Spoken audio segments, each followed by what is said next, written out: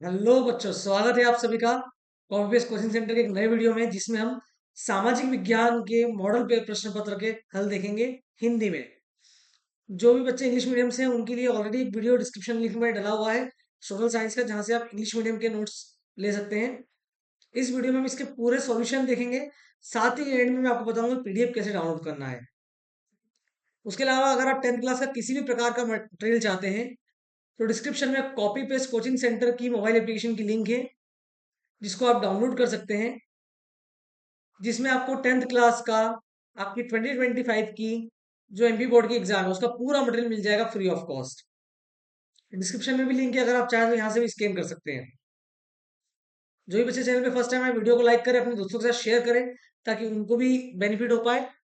और आइए शुरुआत करते हैं अब हम मॉडल पेपर के सॉल्यूशन की। तो सामाजिक विज्ञान का सॉल्यूशन जो है, सबसे पहले सही विकल्प से प्रश्न क्रमांक इससे प्रारंभ करते हैं। निम्नलिखित में से किस प्रांत में सीढ़ीदार सोपानी खेती की जाती है?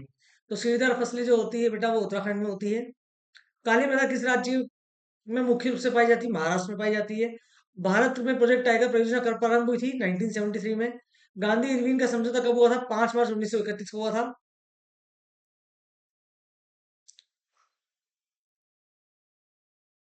भारत में हिंदी के अलावा कितनी भाषा को संविधान की 8वीं अनुसूची में दर्ज किया गया है? तो हिंदी के अलावा 21 भाषा है और हिंदी को मिलाकर 22 भाषाएं हैं। ठीक है। भारत में सर्वाधिक साक्षरता वाला राज्य केरल है। किसी बच्चे को अगर स्पीड तेज लगती है तो थोड़ा सा स्लो करके देख सकता है, यूट्यूब फीचर देता है आपको बेटा। आप 0.75x पे इस वीडियो को देख सकते हैं, क्योंकि अगर मैं ज्यादा स्लो बोलूंगा तो वीडियो काफी लंबा हो जाएगा। और अगर आपको इसकी पीडीएफ चाहिए तो डिस्क्रिप्शन में लिंक है, साथ ही साथ मैं आपको ये नंबर दे रहा हूँ। इस नंबर पर आप अपना नेम, अपना नाम, अपने स्कूल का नाम और अपनी सिटी शहर का नाम, 3 चीज व्हाट्सएप करें, आपको इसकी पूरी PDF free of cost available हो जाएगी। या फिर डिस्क्रिप्शन में कॉपी पेस्ट ऐप की लिंक है, वो भी आप डाउनलोड कर सकते हैं, वहां से भी आप पेपर को डाउनलोड कर सकते हैं। भारत की सबसे बड़ी कृत्रिम झील कौन सी है? तो गोविंद बल्लभ पंत सागर, जिसे इंसान ने बनाया है। कर्दन धर्म प्रणाली को छत्तीसगढ़ में दीपा कहा जाता है। आंध्र प्रदेश के कोरोमंडल तट पर सर्वाधिक सुरक्षित एवं घेरा बंदरगाह कृष्णापट्टनम बंदरगाह है। अफ्रीका में 1890 में एक बीमारी फैली थी बेटा, जिसका नाम है फ्लेग या रिंडरपेस्ट, जो कि जानवरों की बीमारी थी बेटा।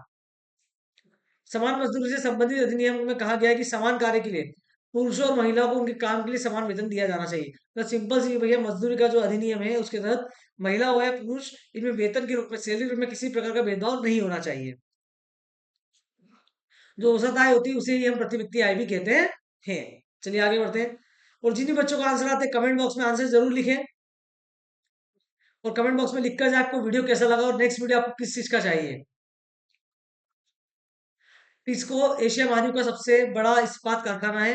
बिल्कुल सत्य।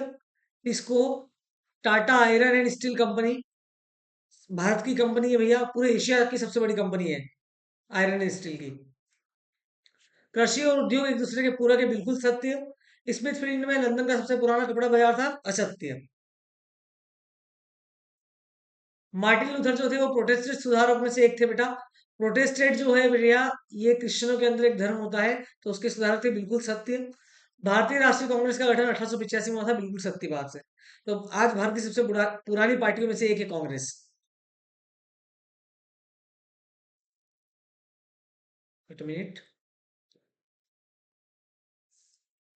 गुलामगिरी नामक किताब ज्योतिबा फूले ने लिखी थी। इंग्लैंड के अंदर ईसाई धर्म है। रिपब्लिकन पार्टी अमेरिका के अंदर पाई जाती है बेटा। सही के सामने सही लिखा है मैंने, कंफ्यूज नहीं होना है किसी को भी। सरकार का बेहतर रूप लोकतंत्र होता है। लोकतंत्र के लिए उत्तरदायी, जिम्मेदार और वैध शासन होता है। 100 दिवस का रोजगार गारंटी एक्ट जो है वो मनरेगा के अंदर है। और ऐसा एरिया जहाँ पर सूखा है या बाढ़ वगैरह आती है, वहां पर 150 दिवस का कार्य प्रदान किया जाता है। चलिए एक वाक्य में उत्तर दीजिए। प्रश्न एक, डॉक्टर, शिक्षक, वकील, मजदूर आदि की सेवाएं किस क्षेत्र में आती है? तो ये सबके सब सेवा क्षेत्र के अंदर आती है या फिर तृतीय क्षेत्र के अंदर आती है। भारत में केंद्रीय सरकार की तरफ से करेंसी नोट कौन जारी करता है? तो करेंसी नोट को छापने का अधिकार सिर्फ और सिर्फ भारत में भारतीय रिजर्व बैंक के पास ही है। और इस सरकार के आदेश पे, केंद्र सरकार के आदेश पे नोट को क्या करते हैं बेटा? छापने का काम करते हैं। बांग्लादेश के अंदर एक ग्रामीण बैंक था जो कि काफी ज्यादा सफल हुआ था। उसकी स्थापना कब हुई थी और वो बैंक की स्थापना किसने करी थी? तो स्थापना करी थी मोहम्मद यूनुस ने 1970 में। बहुराष्ट्रीय कंपनी द्वारा निवेश को हम क्या कहते हैं? विदेशी निवेश। क्योंकि बहुराष्ट्रीय कंपनियां वह कंपनी होती है जो कि एक से अधिक देशों में व्यापार करती है। सूचना एवं संचार को संक्षेप में क्या कहते हैं? तो तकनीकी उपकरण हुए संसाधन के बीच सेट के रूप में परिभाषित किया जाता है, जिसका उपयोग सूचना को संचारित करने के लिए, सूचना को एक जगह से दूसरी जगह भेजने के लिए, आदान प्रदान करने के लिए किया जाता है। विश्व व्यापार संगठन का ध्येय क्या है भैया? तो उनका मोटो है अंतरराष्ट्रीय व्यापार का उदार बनाना, सरल बनाना। प्रश्न क्रमांक 6 की ओर आगे बढ़ते हैं हम। काफी सरल प्रश्न है। मृदा अपरदन से क्या आशय है? तो मृदा के कटाव और उसके बहाव की प्रक्रिया को हम मृदा अपरदन कहते हैं। पहाड़ी क्षेत्र में मृदा अपरदन की रोकथाम के लिए क्या कदम उठाना चाहिए? तो पहाड़ी क्षेत्र जो होते हैं वहां पर हम समुचित सिंचाई कर सकते हैं, सीढ़ीदार खेती कर सकते हैं, या फिर पट्टीदार खेती भी कर सकते हैं। जूट को सुनहरे निश्चय क्यों कहा जाता है? तो भैया इसका कारण सिर्फ सिंपल चीज है कि ये क्या होता है बेटा? चमकीला होता है। भारत में खाद्य फसल नाम बताइए जहां यह पाया जाता है कि क्षेत्र को विवरण दे। तो भैया चावल भारत की खाद्य फसल है। पश्चिम बंगाल, आंध्र प्रदेश, उत्तर प्रदेश, पंजाब, असम वगैरह में उगाई जाती है। आधारभूत उद्योग से क्या आशय है? तो आधारभूत उद्योग वह उद्योग होते हैं जहाँ पे उत्पादन कच्चे माल पर निर्भर होता है बेटा। मतलब जो भी उत्पादन वाला सिर्फ और सिर्फ किसके ऊपर निर्भर है? कच्चे माल के ऊपर। और ये वह कच्चा माल इसके ऊपर दूसरे उद्योग भी क्या करते हैं? निर्मित करते हैं। जैसे उदाहरण के तौर पे लोहा इस्पात। तो लोहा कई सारे उद्योग में कच्चे माल के रूप में उपयोग होता है। एल्यूमिनियम हुआ, तांबा हुआ।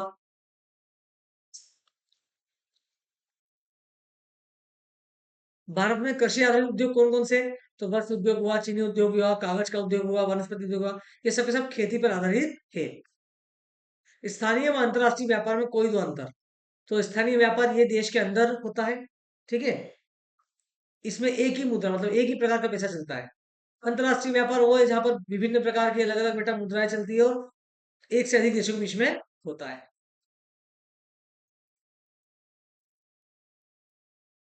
प्रधानमंत्री ग्रामीण सड़क योजना से क्या आशय है? तो बेटा इसको शॉर्ट में पीएमजीएसवाई बोलते हैं। एक सरकारी योजना है जिसका उद्देश्य गाँव को संपर्क में लाना है। मतलब जो दूर दराज गाँव, जो पिछड़े गाँव हैं, उनको मुख्य सड़कों से क्या करने का काम करते हैं? जोड़ने का काम करते हैं, ठीक है। इससे देश भी क्या होगा? आर्थिक समृद्ध होगा, गाँव भी क्या होंगे? समृद्धि उनकी बढ़ेगी और लोगों को परिवहन की सुख सुविधाएं प्रदान होगी। जोलबेरिन क्या है? तो 1834 में प्रशा की पहल पर एक सीमा शुल्क संघ जोलबेरिन का गठन किया गया, जिसमें अधिकांश जर्मन राज्य शामिल हुए। इस संघ ने शुल्क अवरोधों को समाप्त कर दिया और मुद्राओं की संख्या 30 से घटाकर कितनी कर दी? 2 कर दी।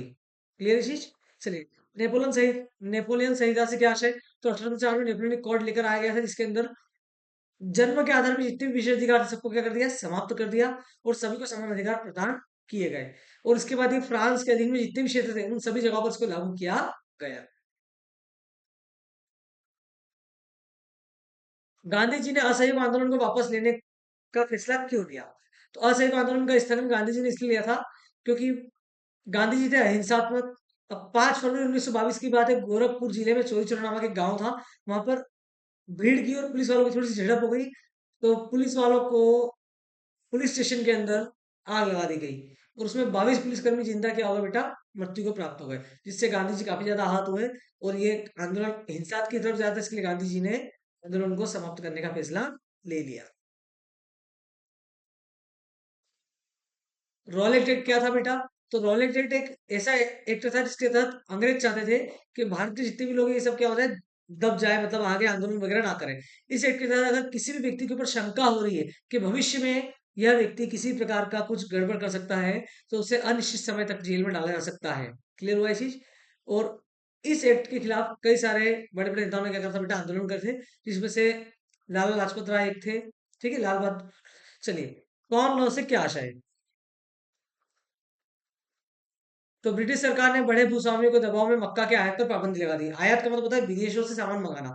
तो विदेशों से मक्का मंगवाने पर क्या कर दी? आपत्ति लगा दी, बंद कर दिया, पाबंदी लगा दी। तो उसी को हम क्या कहते हैं बेटा? कॉर्न लॉ कहते हैं। आयात शुल्क से क्या आशा है? जब भी आप विदेशों से किसी भी प्रकार की वस्तु मंगाते हैं तो उसके ऊपर जो लगने वाला शुल्क होता है उसे हम आयात शुल्क कहते हैं। ये अधिकतम देश की सीमा पर लगता है, जिसकी बंदरगाह हुआ, हवाई अड्डे हुए। वर्नेकुलर प्रेस एक्ट क्या है? तो वर्नेकुलर देसी प्रेस एक्ट 1878 में लागू किया गया था बेटा। इसमें सरकार ने क्या करा था? जितने भी लोग थे जो कि प्रेस का काम करते थे या फिर चीजों को छापने का काम करते थे, उन सबके ऊपर सेंसर कर दिया कि कोई भी व्यक्ति अगर कोई भी ऐसी चीज छापता है जो कि सरकार के खिलाफ है, तो फिर सरकार उसकी प्रेस को क्या कर लेगी बेटा, जब्त कर लेगी। क्लियर हुआ ये चीज? गाथा गीत से क्या आशय है? गाथा गीत का मतलब सिंपल सी भाषा में जो भी हमारा इतिहास है, उनका जो हम गा कर सुनाते हैं, उनका हम आख्यान करते हैं, उसे हम गाथा गीत कहते हैं। जैसे खूब लड़ी मर्दानी वो तो झांसी वाली रानी थी, या फिर महाराणा प्रताप की कथाएं, जो गीत वगैरह जो हम गाते हैं, जिसमें उनके शौर्य का वर्णन होता है, वो क्या होते हैं बेटा, लोकगीत होते हैं, वो ऐतिहासिक आख्यान होते हैं।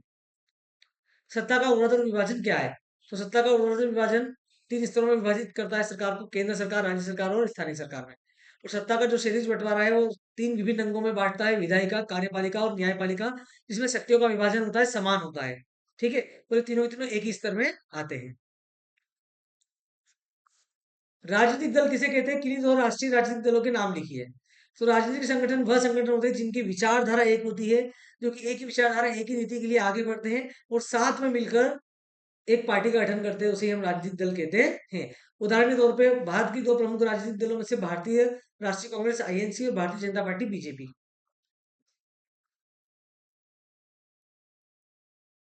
शपथ पत्र से क्या आशय है?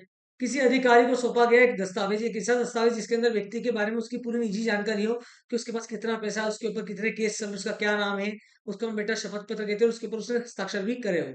ये शपथ पत्र का उपयोग कहाँ होता है? तो इसका प्रयोग होता है बेटा चुनाव में। कोई भी व्यक्ति अगर चुनाव लड़ना चाहता है तो उसे चुनाव आयोग को शपथ पत्र जमा करना होता है, उसे अपनी पूर्णतः जानकारी देनी होती है।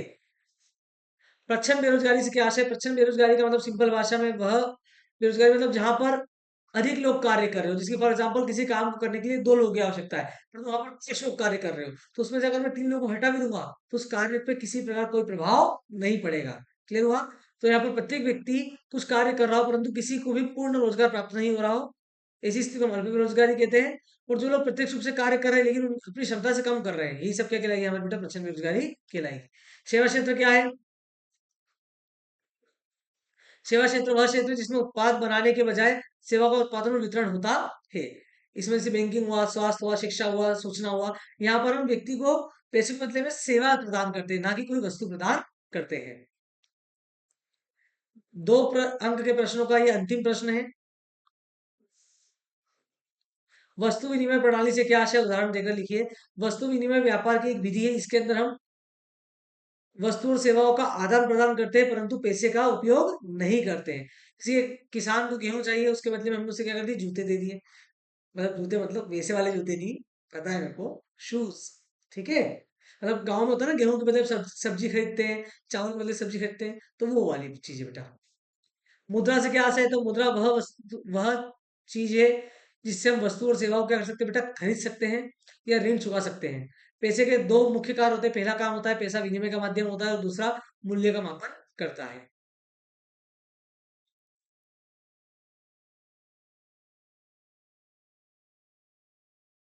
भारत में वनों को कितने भागों में बांटा गया है? तो भारत में वनों को बेटा 3 भाग में बांटा गया है। आरक्षित वन, रक्षित वन, अवर्गीकृत वन। आरक्षित वन क्या होते हैं? तो देश के आधे से अधिक वन क्षेत्र आरक्षित वन घोषित है, मतलब पूरे देश में आधा वन, मतलब 50% तो क्या है बेटा, आरक्षित वन है। यहाँ के वन और वन्य प्राणियों को संरक्षण प्रदान किया जाता है और ये सबसे अधिक मूल्यवान होते हैं। रक्षित वन वह वन होते हैं भैया जो भारत का 1/3 हिस्सा है, मतलब 33%, और इनको नष्ट होने से बचाने के लिए सरकार इनकी सुरक्षा कर रही है। अवर्गीकृत वन सबसे कम भारत की भूमि है, मतलब लगभग आप समझो कि 16.66% जो है, यह भूमि 16 या 17% अवर्गीकृत वन है। ये बंजर भूमि है जिसपे व्यक्ति समुदाय वगैरह का स्वामित्व होता है, जिसपे हम मकान वगैरह बनाते हैं, इमारत वगैरह बनाते हैं। ठीक है,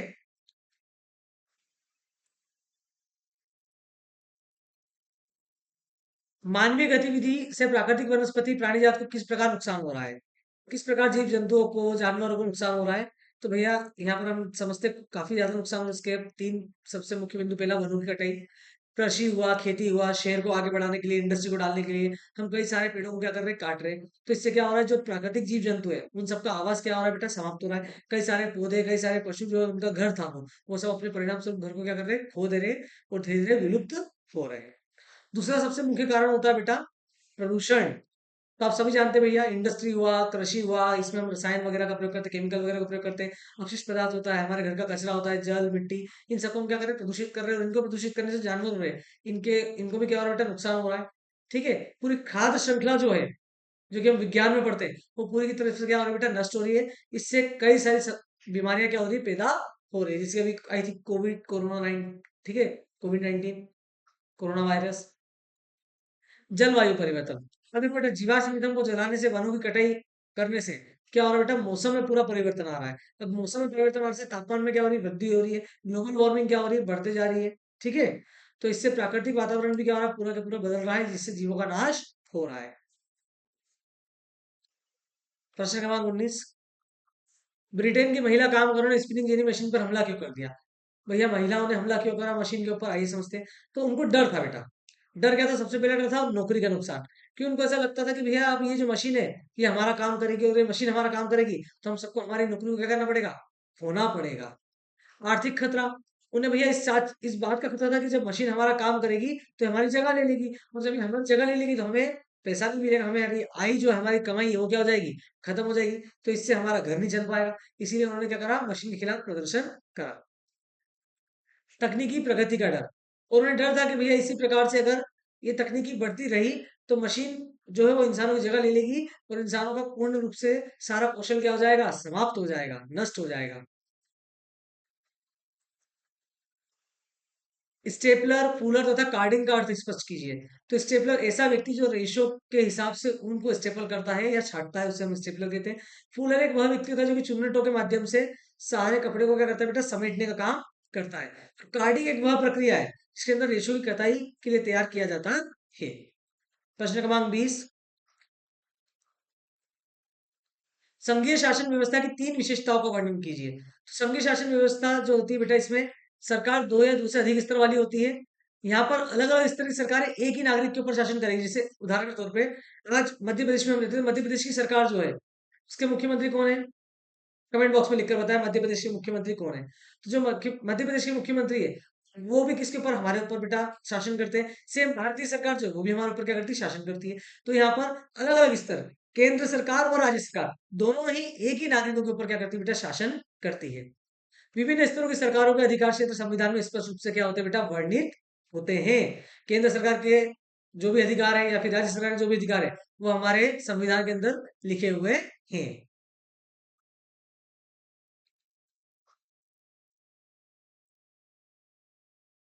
ये अंतिम प्रश्न है बेटा, 3 अंक का, इसके बाद 4 अंक के प्रश्न प्रारंभ हो जाएंगे।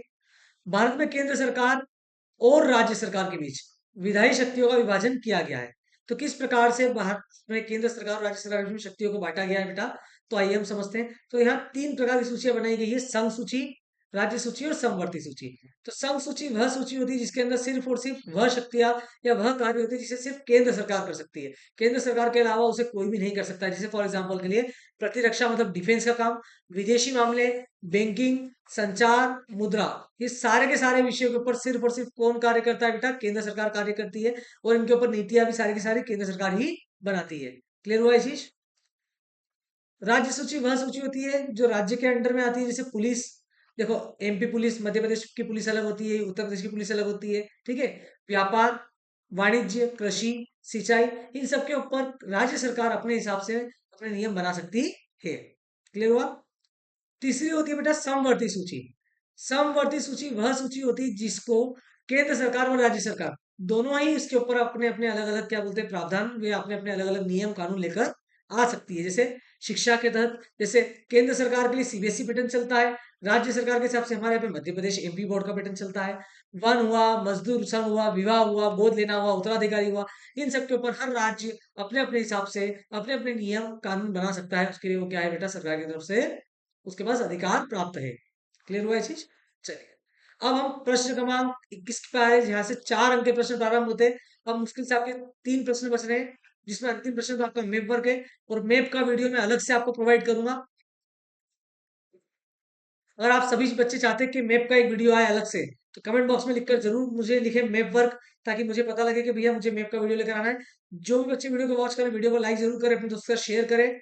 और साथ ही साथ डिस्क्रिप्शन में व्हाट्सएप ग्रुप की लिंक है, वहां से जाके आप व्हाट्सएप ग्रुप को ज्वाइन कर सकते हैं। अगर आपको इस पूरे वीडियो की पीडीएफ चाहिए, इस नंबर पर आप अपना नाम, अपने स्कूल का नाम, वो अपने शहर का नाम लिखकर व्हाट्सएप कर सकते हैं। आपको इसकी पीडीएफ मिल जाएगी। सारे डिस्क्रिप्शन में कॉपी पेस्ट के एप्लीकेशन की लिंक है, वहां भी आप डाउनलोड कर सकते हैं। वहां से भी आपको पीडीएफ फ्री ऑफ कॉस्ट उपलब्ध हो जाएगी। अंग्रेजों द्वारा दमन। ब्रिटिश सरकार ने भैया भारत छोड़ो आंदोलन की असफलता के चार मुख्य कारण थे। सबसे पहला कारण तो क्या था, सरकार ने क्या करा भैया, उन्होंने जितने भी मुख्य नेता थे जैसे महात्मा गांधी, पंडित जवाहरलाल नेहरू, इन सबको क्या कर लिया बेटा, गिरफ्तार कर लिया ताकि आंदोलन क्या हो जाए, कमजोर हो जाए। जन भागीदारी की कमी। इस आंदोलन के अंदर बेटा इतना ज्यादा समर्थन प्राप्त नहीं हुआ। अधिकतम लोग क्या थे भैया, जो स्थानीय मुद्दे थे उसके ऊपर चर्चा कर रहे थे। तो यहाँ पर क्या हुआ बेटा, अधिकतम लोगों ने भाग नहीं लिया। नेतृत्व और संगठन में व्यवधान। अब देखो भैया, अपन जानते हैं कि सारे के सारे जो प्रमुख नेता थे, मेन नेता थे, वो सब कहाँ थे, जेल में थे। जेल में थे तो भैया जो आंदोलन था उसमें नेतृत्व कौन करेगा, लीडर कौन बनेगा। तो जब लीडर ही नहीं है तो आंदोलन फेल ही नहीं पाएगा, और फेल ही नहीं पाएगा तो समस्या आएगी। द्वितीय विश्व युद्ध। हम सभी जानते हैं 1941 से लेकर 1945 तक द्वितीय विश्व युद्ध चला था बेटा, और द्वितीय विश्व युद्ध के दौरान सभी का ध्यान विश्व युद्ध के ऊपर था। यहाँ पर लोग अच्छे से ध्यान नहीं दे पा रहे थे। क्यों नहीं दे पा रहे थे, क्योंकि उनका पूरा का पूरा ध्यान किसके ऊपर था बेटा, विश्व युद्ध के ऊपर था। इसके लिए लोग इतने ज्यादा उत्साहित भी नहीं थे। इसलिए आंदोलन क्या हुआ बेटा, विफल हो गया। समाचार पत्र में रिपोर्ट लिखना है सविनय अवज्ञा आंदोलन के ऊपर। तो हमने लिखा भैया स्थान भारत। हम सभी जानते हैं कि भैया सविनय अवज्ञा आंदोलन 1930 में प्रारंभ हुआ था। देखो नाम से क्लियर, सविनय अवज्ञा आंदोलन। सविनय मतलब विनम्रता पूर्वक, अवज्ञा मतलब बात को ना मानना। तो गांधी जी ने क्या करा भैया, लॉर्ड इरविन के पास गए। ये इसमें लिखा है, मैं आपको एक कहानी बता रहा हूँ।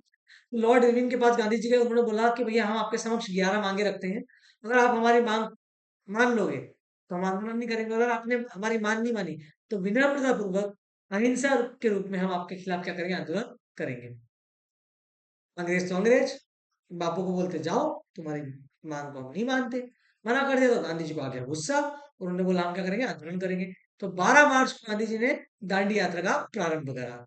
अब गांधी जी की जैसे 240 मील की यात्रा करी, उनके 78 अनुयायी ने, 78 मतलब 78, 78 उनके वॉलंटियर्स थे, अनुयायी थे, जो कि गांधी जी की बात मानते थे। उनके साथ गांधी जी ने यात्रा को प्रारंभ करा, और फिर इन्होंने नमक बनाकर समुद्र किनारे इस यात्रा को क्या करा, समाप्त करा। और इसके बाद देखा गया कि पूरे देश में अधिकतम लोगों ने नमक बनाकर या फिर अलग अलग रूप से अंग्रेजों के कई सारे कानूनों को क्या करा बेटा, तोड़ा। और इसमें हजारों की संख्या में, धीरे धीरे लाखों की संख्या में लोग क्या होते गए, गांधी जी के साथ जुड़ते गए। और 1931 में फिर इस आंदोलन को बंद कराया गया। गांधी जी और लॉर्ड इरविन के बीच समझौता हुआ और आंदोलन क्या हो गया बेटा, स्थगित हो गया। जालियांवाला बाग हत्याकांड। सभी जानते हैं, रोलेटेड अधिनियम आया था बेटा 1919 में। अब 1919 में ये आया, इसमें पूरे देश में आवाज उठी। रोलेटेड अधिनियम क्या था, कि जिस भी व्यक्ति को आपको लग रहा है कि यार ये भविष्य में कुछ गड़बड़ कर सकता है, शक के आधार पर उसको पकड़ो और जेल में डाल दो। तो ये बात से काफी सारे लोग गुस्सा थे। तो पंजाब में ब्रिटिश सरकार के खिलाफ कई जगहों पर आंदोलन चले।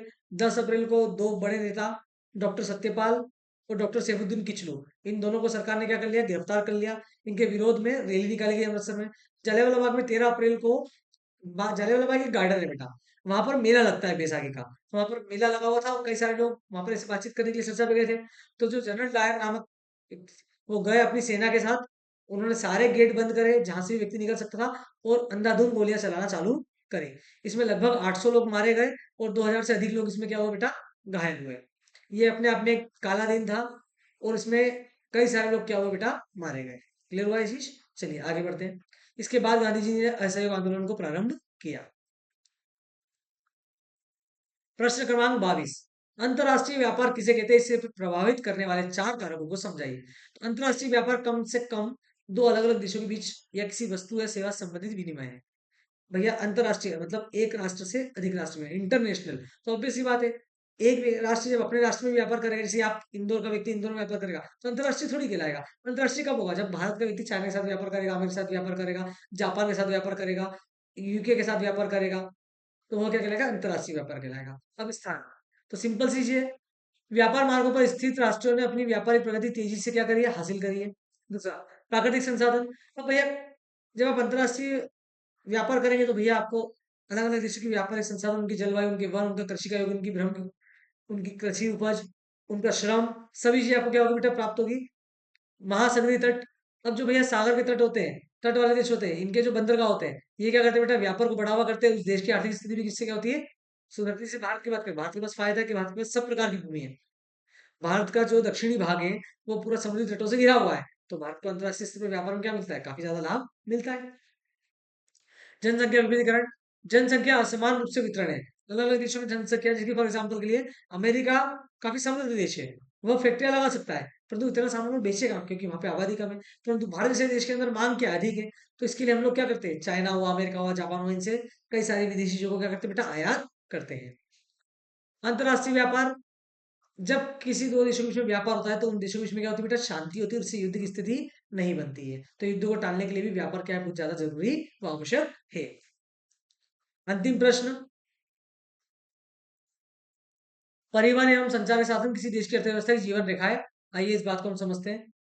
तो जी हाँ, यह कथन बिल्कुल सत्य है। परिवहन व संचार के साधन किसी भी देश के लिए जीवन रेखा से कम नहीं है। अब संचार के साधन वह साधन होते हैं जिसे हम एक स्थान से दूसरे स्थान तक संदेश भेजने के लिए प्रयोग करते हैं।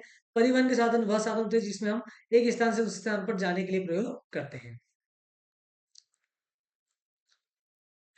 एक देश के विकास की गति वस्तुओं तथा सेवाओं के उत्पादन के साथ उनके एक स्थान से दूसरे स्थान तक वहन करने की सुविधा पर भी निर्भर करती है। फॉर एग्जाम्पल के लिए, अगर हमारे देश के अंदर आज सारी ट्रेनें, गाड़ियां सब बंद हो जाए, तो क्या देश की तरक्की हो पाएगी, नहीं हो पाएगी। तो देश में परिवहन के साधन क्या है, बहुत मुख्य भूमिका निभाते हैं। और साथ ही साथ आज फोन, इंटरनेट, मोबाइल, फैक्स सब बंद हो जाएगा, तो आप कैसे पता करेंगे, कैसे आपको घटनाओं के बारे में पता लगेगा, कैसे आप व्यापार कर पाएंगे, सारी चीजें क्या हो जाएगी, समाप्त हो जाएगी।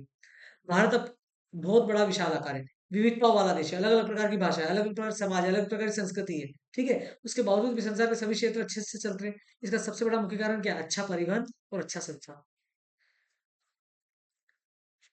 सक्षम व तीव्र गति, हम सभी जानते हैं भैया, परिवहन की साधन आज बड़े बड़े गांव जो है, पूरे संसार को, पूरे विश्व को एक पूरे बड़े गांव में क्या कर दिया, परिवर्तित कर दिया। क्यों? कि परिवहन की गति इतनी तेज हो गई, आप फटाक से सेकंड्स में, घंटों में एक देश से दूसरे देश में क्या कर सकते हैं, जा सकते हैं। क्लियर हुआ? साधन इतने फास्ट हो गए कि आप मिनटों में, सेकंडों में किसी भी देश से क्या कर सकते हैं, सहायता मांग सकते हैं, वहां ले सकते हैं।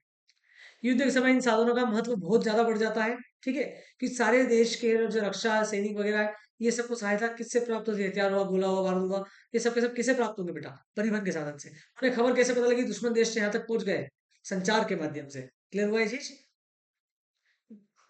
आप सभी ने वीडियो को वॉच करा, इसके लिए सही बच्चों को बहुत बहुत धन्यवाद। जो भी बच्चे वीडियो को, काफी सारे बच्चे वॉच करते हैं, ठीक है। हर बार हम देखते हैं कि 1000, 2000, 5000, 10,000 बच्चे वीडियो को वॉच करते हैं, परंतु वीडियो को लाइक नहीं करते। वीडियो को लाइक जरूर करें। अगर आपको इसकी पीडीएफ चाहिए तो डिस्क्रिप्शन में मैंने कॉपी पेस्ट ऐप की लिंक डाली, वहां से आप डाउनलोड कर सकते हो। और अगर आप वहां से नहीं कर पा रहे हैं, इस नंबर पर अपना नाम, अपनी कक्षा, अपना स्कूल व अपना शहर, ये चार चीज आप व्हाट्सअप कीजिए। तो मैं आपको कॉपी पेस्ट एप्लीकेशन का जो ऑफिशियल व्हाट्सएप ग्रुप है उसमें भी ऐड कर लूंगा, टेलीग्राम ग्रुप, वैसे तो सबकी लिंक मैंने डिस्क्रिप्शन में दी है। और अगर कुछ भी इंपॉर्टेंट मटेरियल होगा आपके एग्जाम से रिलेटेड, हम आपको प्रोवाइड करते रहेंगे बेटा। सारे मॉडल पेपर के सॉल्यूशन हमने आप लोगों के लिए प्रोवाइड कर दिए हैं।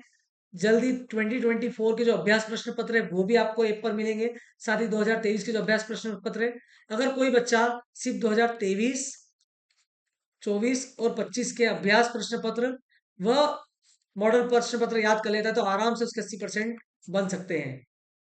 ठीक है। वीडियो को वॉच करने के लिए बहुत बहुत धन्यवाद। गुड बाय टू ऑल, जय श्री कृष्ण। मिलते हैं नेक्स्ट वीडियो में।